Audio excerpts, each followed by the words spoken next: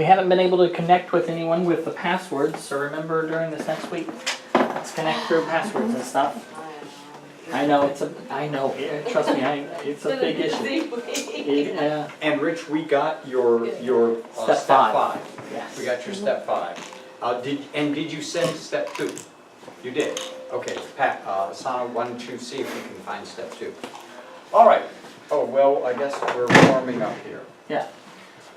Steering your business. Are we live with camera? Yes. Good. All right. Steering your business. Using targets with variances. Best case, worst case, and probable. So this, you can do this with a spreadsheet, very simple P&L format, revenue, costs, gross profit, expenses, and net, and make an estimate for what your 2016 revenue, best case, and then what's your worst case. People go, well, how do we do that? Well, you can use this year's annual plus 10%, 110%, 112%, 115%, and your worst case, do it 85%. If you're in the contracting business or something that really has big swings, well, you might want to go with 80%. But for your businesses, I would think that if you went with 85% for worst and 115% for best, that'd be a good place to go. And then maybe for your probable, you might go with 103%, 105% would be the probable. Now, you're going to build your budgets on your probable. And your probable, I like to say, is you're prepared to stake your business life on it. You're like certain of it, and you're ready to argue and defend how you're going to hit that figure. And why? Because of the last several years, you've been increasing by 3 to 5%, because the general economy is in some recovery now. So for some variety of reasons, you are ready to argue and defend the position that you're going to hit 103, 105%. And that it's a prudent yes. It's an estimate. Now, then as it occurs, you want to put in what your actual is, and then you want to subtract and get your variance. Now, we're using this on an annual basis, and it's a good place to start, but then I recommend you go to a quarterly basis for next year, and then go to a monthly basis, so that you're learning and applying your learning. Because if you first you do your year, and then you do your quarters, and then you break down your quarters into months, and then you are in February, and you put in your January actual, and you compare it, then you can say, well, let's see, in light of what's happening, maybe I should change my February and my March estimates. Maybe I should change my first quarter estimates. And then when you get to April and May, and you have the advantage of looking back at the first quarter, you can say, I think we're going to have a better second half, or a better second quarter than I thought. That you can be steering and learning from what you're experiencing. That's the key, is that you notice the difference and you learn from it and you apply it. Some businesses work on a weekly basis, particularly food and beverage operations and restaurant operations. They work on a 52-week basis. Then another way to look at it, that might be good for each of you to some degree, is to work on a 13-period basis, where you have 26 weeks in a 6-month period, and you have 13 weeks in a quarter, and you break your year into 13 4-week periods, because otherwise the months are all different. So, but that's a stretch. First work on this, and then we can work on periods. Okay, now using cash flow projections, where you start with a beginning cash basis. That would be you go to your balance sheet. What was your beginning cash as of the 31st of last month? October 31st is your beginning balance, let's say. And then what is the revenue for the month of November, less the cost of goods that you're predicting, and less your expenses, your overhead, and then less the debt payment. Not the interest part of it, just the principal part, because the interest part is going to be part of your expenses, and that's going to be your ending cash. Now, in the real world, I also put in a row called other, because everything always has to be adjusted as you go along. There's unforeseen things that occur that, there's refunds that you get a tax refund, or you have to pay something there's adjustments. But, so again, in the same way we were just looking, you could do this on an annual basis, you could do it on a quarterly basis, you could do it on a monthly basis. But if you use those two methods, you have two powerful tools to be using your finances to look forward. And the basis of this is trend analysis, where you look at the last several years of your accounting, your P&Ls, and then you're able to say, well, let's see, I went up 4%, then I went up 3%, then I went up 6%, then I went up 4%. Okay? Then trend analysis is probably going to go up 3.5%, 4%. All right, now we're going to talk about break-even. Break-even, the traditional break-even is when gross profit equals expenses, you have zero net profit. That is what break-even is. And if you look at your expenses over the year, last year, and then over the quarters, you'll see that despite your intuition, that actually your overhead is really quite stable. Of course, there is some seasonal variations because of power bills, because of heating and air conditioning and things like that, because some expenses are paid twice a year or something, or one time it falls in September, so it's in the third quarter, and the next year it falls in October. But overall, your overhead is quite stable. So if you figure what your overhead is, that's your expenses, and then you compare it to what is the profit that equals what is the profit that you need. And if your markup, if your cost of goods is relatively stable, you can say, okay, if my overhead is this, I'm going to need to have gross profit equal to it, and then I'm going to need to have revenue of, say, twice that if you're working on a 50%. If your revenue is 100% and your cost of goods is 50%, then your gross profit is 50%, so you'll need double the expenses to hit break-even. Are we together there? All right, now Greg Crabtree, in his book Simple Numbers, Straight Talk, says, forget about the traditional definition of break-even. He says that it's too dangerous to just talk about the traditional break-even, because you never hit break-even. Or you hit it, and then you go right past it. It's like standing on a razor blade. You can't stand on a razor blade. It's too sharp, it's too narrow. So what he says is, make break-even 5% mentally. That's your goal, is when you hit 5%, you're breaking even. Because even that is so narrow, you can be to the negative side real fast, but at least you've got a little buffer there.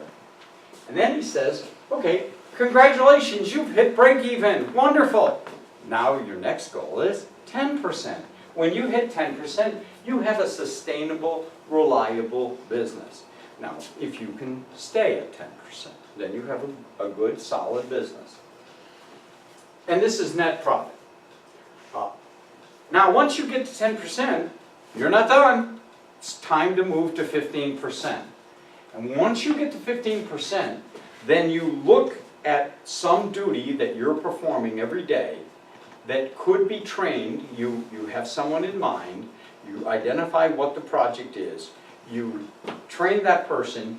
You give them some extra hours, or you hire a new person, and the amount of payroll you increase is 5% or less of net profit, or 5% of revenue.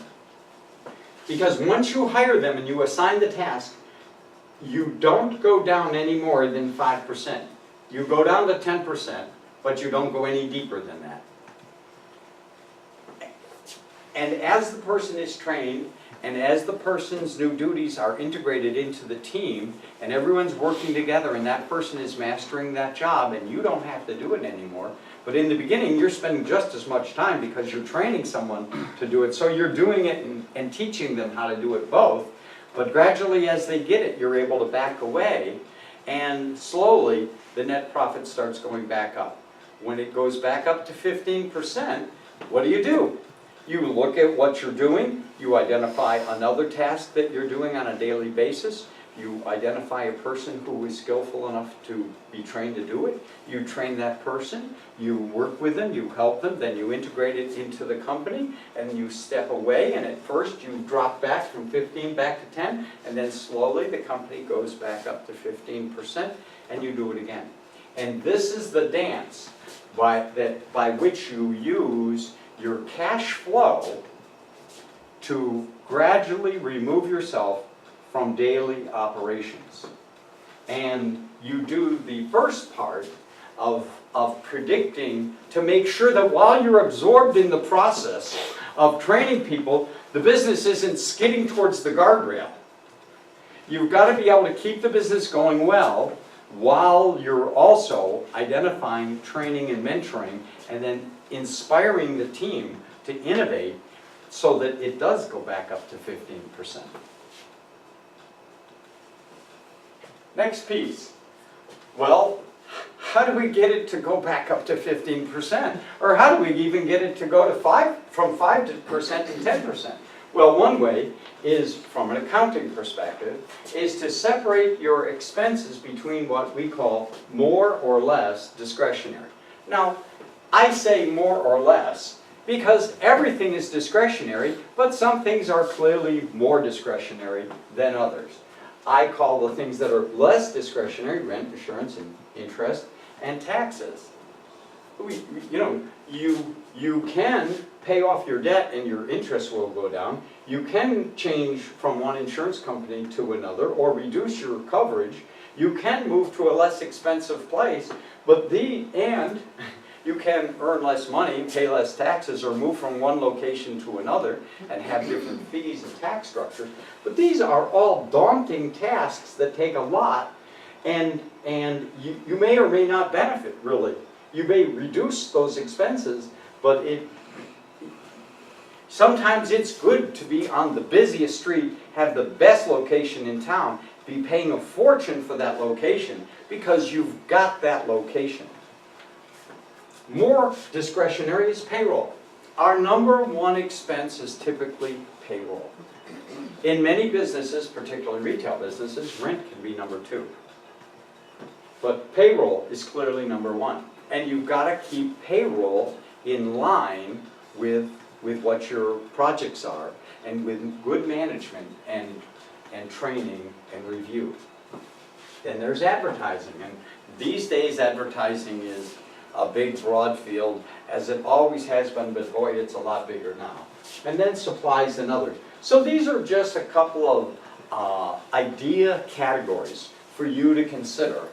And so that this way you can look at what is the total of these discretionary and what is the total of the less discretionary. And I put here other because these 7 categories, and in some businesses when I analyze them, it's 10 or 12.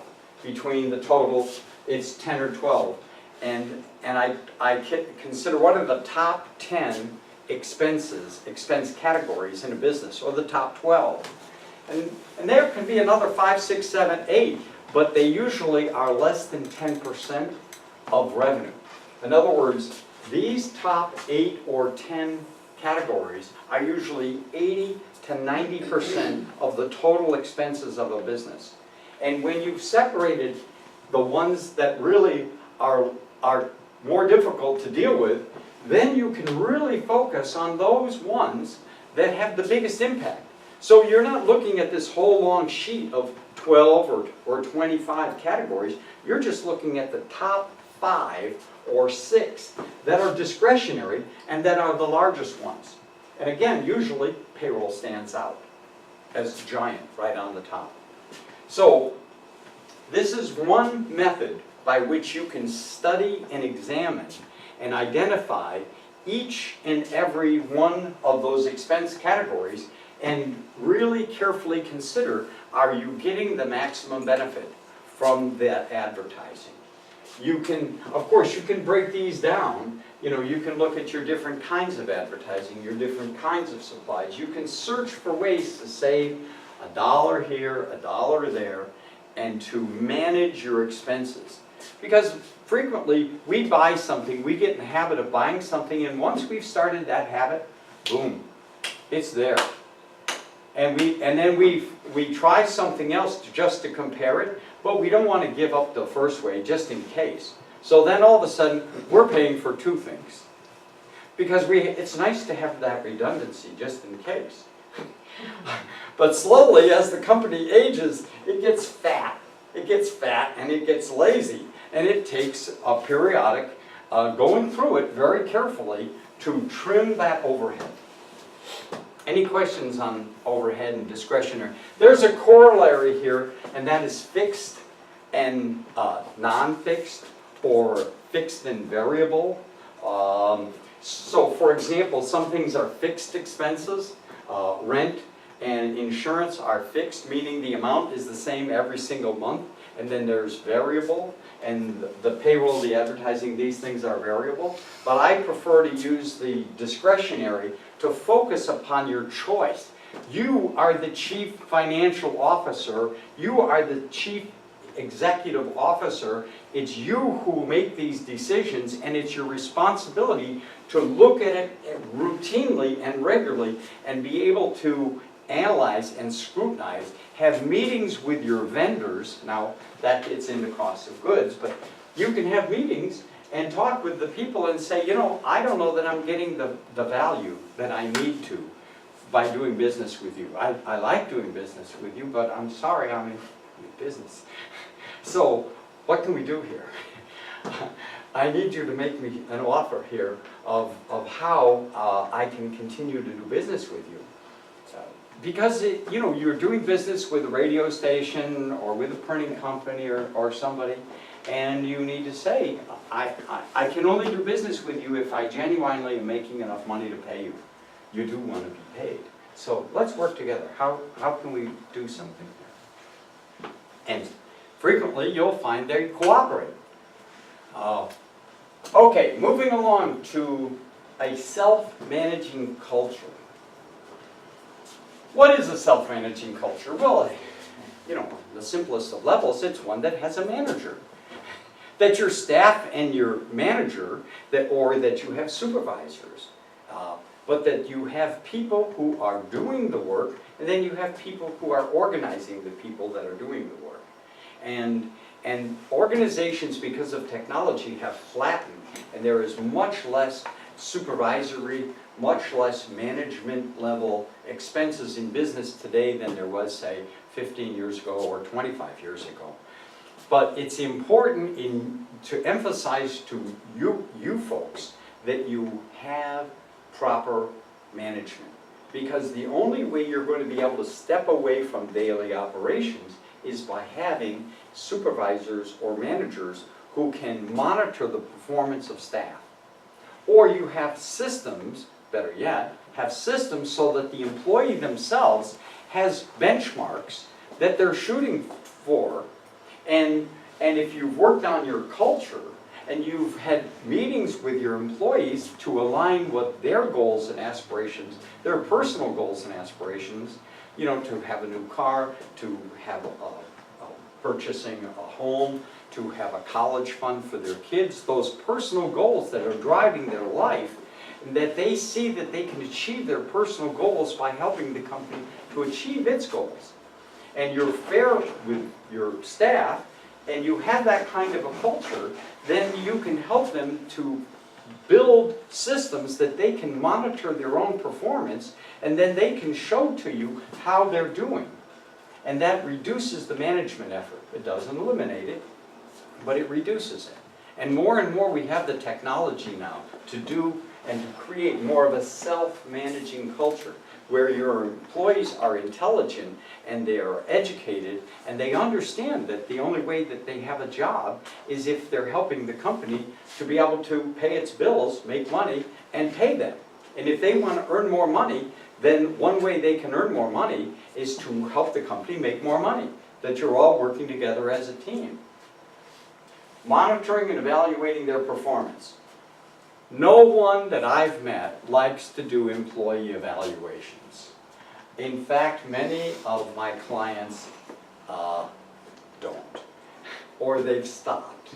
They tell me how they used to. In fact, I had a client who said, we stopped evaluations because evaluations were tied to pay raises. And our employees expected a pay raise, and we found that the best way to stop that talk about the pay raise is we just stopped the evaluations. But that was a nonprofit that had been in business, it's still in business, since the 50s, a trade association, and they had bookkeepers in Southern California making $55,000 and up, bookkeepers, which is wonderful for the bookkeepers, but that's really tough, you know, because after a person's been employed for 25 years, 15, 20 years, and they've been getting bumps on their annual, and now all of a sudden you could hire somebody for 70% of that and have an excellent brand new person. And of course there are the moral and ethical dilemmas about replacing people with those situations, but when you're in an organization and you're facing these dilemmas, then you've got to do something. You've got to do something that's going to work for the employees and work for the company, or because you don't want to lose the company in the process because of economic shifts. Giving advanced training, mentoring your coach, and you're mentoring your staff and coaching them to improve. So the difference between mentoring and coaching, one very superficial difference is everyone has personal issues, personal restrictions, things that limit them. And when you coach a person, you can help them to overcome some of those things so that they can perform better and do those things that are difficult for them to do. Mentoring is a little bit more removed, and it's more in what is the job and how do you help that person in that job to perform, per se. Many companies have training for when a person first comes in, but they don't give any advanced training. And once the person is in the job, they're going to be in that job for 10, 15, 20 years. And their performance long ago peaked. So you have to have room for people to grow. Otherwise people they'll go dead on you. They show up for work every day, they get a paycheck, they do the minimum. But you can write job descriptions and then you have conversations with them of saying, this is the minimum performance for this position. But you've been in this job for 12 years, Michelle. You're doing this much the same way that you've been doing for the last 12 years. You know, it's a new world out there. How can we do this differently? Well, what new ideas? So you work with a person to invent and help them to feel a passionate part of their job and the organization. Ask your staff. Have staff meetings. How can the orders be fulfilled better? What is better? Ask the employee. You're doing that one piece over and over and over. Would you like to make it? Can I make this any easier? Can I get you a different light? How about a different chair? How about a glove? Would you like a glove on that hand that you're working? What can we do to make this easier for you? I'm here to help you. Because if you make their job easier, they're like, wow, the boss talked to me today and he wants to make my job easier. Like, how novel is that? Because if it's easier, it's faster, it's smoother, there's less errors, and how do we drive towards greater customer satisfaction? The last piece I want to cover here is the difference between accountable, responsible, and who has authority. So let's use the example of a bookkeeper. A bookkeeper takes the cash drawers from the retail staff, from the cashiers. And and the cashiers have already counted their drawers and have a sales ticket. The bookkeeper looks at the sales ticket, recounts it, and prepares to make a deposit, and indicates what the checks were, what the cash were, what the coins are, makes the bag deposit from a collection of different cash drawers, and puts the money in the bank. Okay, that person is accountable, the bookkeeper is accountable for tracking the accuracy of the cash drawers and making a bank deposit. Now, they report to a person who has a responsibility of monitoring the daily deposits going in the bank, looking at what the bank says, looking at what the credit card account says, the pay hub or whatever the credit card processing company is, and looking at the batches of deposits and matching and doing the reconciliation. Okay, this is the cash and check deposits, yep. This is the credit card deposits in batches, yep. Okay, it's going down. Okay, how is, you know, we're 10 days into the month. How do we compare the first 10 days with what our projection was for the first 10 days? And then let's look at the first 10 days of November for the last 3 years. Yep, it's all lining up. We lined that up when we made the prediction, and we have our best case, we have our worst case, we have our probable. Okay, we're 3% ahead of our probable, and we're on track. We may be going towards that best case scenario. So that responsible person is going to send a message to the person who has authority and say, we're on track. We're 3% ahead of probable, and if we keep going the way we're going, we may finish the month and we'll be reaching towards our best case scenario. The person with the authority says, great, who's in charge of advertising? Change the displays in the front of the store, call the radio station, I want a sale put on right away. What's the dead stock? What's our slowest moving inventory? Move it to the front of the store and cut the price 30%. That's the responsible person who takes action. That's the person with authority, excuse me, who takes the responsibility and makes the decision to drive the action and to hit that target. Now, you're all small business people. When we're small businesses, we wear multiple hats. But so much as possible, it would be good to split this between different people. Because if you're wearing all 3 of those hats, then by the time you're done counting the money and making the deposit, the phone rings. And then it's 2 months later and you're like, well, you know, I haven't run any financials for the last couple of months. I wonder how we're doing.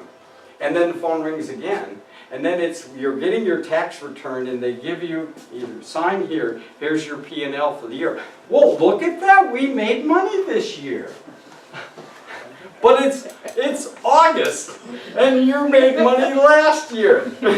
How are you doing this year? So these are 3 powerful questions and 3 powerful titles to look at your job descriptions and look at the way you've got your company structured. Key performance indicators, dashboards and scorecards. Okay, who knows the difference between a dashboard and a scorecard? Okay, who's a sports? Use the world of sports and just name. I would guess a dashboard tells you what you're doing right now. A scorecard tells you what you've done. Yes, great, good point. Right, every single vehicle, if you buy a lawnmower, it's got a dashboard. Everything's got a dashboard if it moves, particularly. And what's on a dashboard? There's your speedometer, there's your tachometer, there's your gas gauge, there's the oil pressure, the water temperature, things like that. And it is a snapshot. When you look, you're hurtling down the road at 80 miles an hour, and you look at your dashboard, and you see where the gas gauge is, half a tank, and water and everything. Okay, you go along, and where's the odometer? 15 miles down the road, you look at your dashboard again, and the gas is down a little bit, but you're 15 miles down the road. Okay, that's a moment-to-moment instant by instant. Whereas the scorecard, say, football, I'm not a big sports person, but I'll go on a limb here. Let's say we've got 4 quarters, and then we're in first down, and we have 10 yards to go. So that's a history of what has taken place. Whereas the dashboard is a moment to moment. All right, now tell me, what accounting reports correlate? Trick question. See if they were paying attention? Yes. The dashboard would be the balance sheet, scorecard would be the P&L. Very good. Well done. Well done. The CFO in the I was gonna say, if room. it doesn't Yes. see it. Exactly. The dashboard is the moment to moment, and that's the balance sheet. Why? Because on the balance sheet, you write a check and you pay something and cash goes down. And it's for a bill. So it just, the balance sheet, it doesn't show anything else because the other side of the transaction goes to the profit and loss statement, to the expenses. Or somebody pays you money and you make a deposit and your cash goes up. Or you, a customer pays a bill and your accounts receivable goes down. Or you buy something and your accounts payable goes up. Those are moment-to-moment changes that are going on all through the day. Now, the profit and loss statement is for a period of time looking backwards into the past, and that's why they relate to the dashboard and scorecard. The next piece is what's called the non-accounting, the pre-sale items. In other words, we don't just use these for accounting. Because accounting is fundamentally historical, it's always looking at what has occurred. But in a retail environment, you want to know how many times the front door has opened and closed, how many job tickets were written, how many phone calls were received, how many inquiries were online, the emails, how many questions were there that were qualifying questions where a customer would call up and say, hey, can I use model so-and-so to do this kind of a job? Well, yes, you can. Okay, you want to track those non-financials because they predict the performance. They predict what's going to happen. Those are the number of times the door opens, the number of phone calls, the number of inquiries precede sales. And if you look at the relationship between those figures and sales, you'll see that as those go up, sales are going to go up 1 to 2 days later. So you can predict an increase in sales by watching those numbers. And different businesses have different lead times. Rich, in your business, there is a greater lead time than, say, a retail business, let's say. And the same for yours. Somebody calls, and yes, there's a lot of people who, I want it today, can you fix it this afternoon? I need 10 trophies. No, I'm not, but I'll have it for you tomorrow. But whereas when you're doing tags, people will call you and they have tags made.